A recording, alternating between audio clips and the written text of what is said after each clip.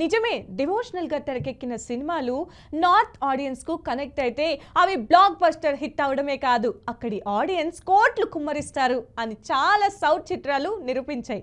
ఎలాంటి అంచనాలు లేకుండా కార్తికేయ 2 అంచనాలున్న కల్కి ఇవి పాన్ ఇండియాలో ముఖ్యంగా నార్త్ లో మంచి హిట్ నెంబర్లు నమోదు చేశాయి. ఇక కన్నడ కాంతారా డివోషనల్ గా నార్త్ ఆడియన్స్ కి కనెక్ట్ అయింది. మరి అఖండ చిత్రంలో అఘోరగా శివతాండవం చేసిన బాలయ్య ఈసారి నార్త్ పై గట్టిగా ఫోకస్ పెట్టారు. అందుకు తగ్గట్లుగా అఖండ 2లో దేవుణ్ణి బాగా ప్రొజెక్ట్ చేస్తున్నారు. అఖండ 2 ట్రైలర్ లోనే నార్త్ ఆడియన్స్ కు ఎక్కేలా ఆ ట్రైలర్ కట్ ఉండేలా ప్లాన్ చేశారు. బోయపాటి ప్లానింగ్ కరెక్ట్ గా వర్కౌట్ అయ్యి అఖండ తాండవం నార్త్ కి కనెక్ట్ అయితే అఖండ 2 కలెక్షన్స్ ను ఆపడం ఎవరి తరం కాదు. అఖండ 2లో నార్త్ ఆడియన్స్ ఇష్టపడే డివోషనల్ ఎలిమెంట్స్ చాలానే ఉన్నాయి. మరి అఖండ తాండవం నార్త్ ఆడియన్స్ కి ఏ మేరకు ఎక్కుతుందో అనేది జస్ట్ వెయిట్ అండ్ వాచ్.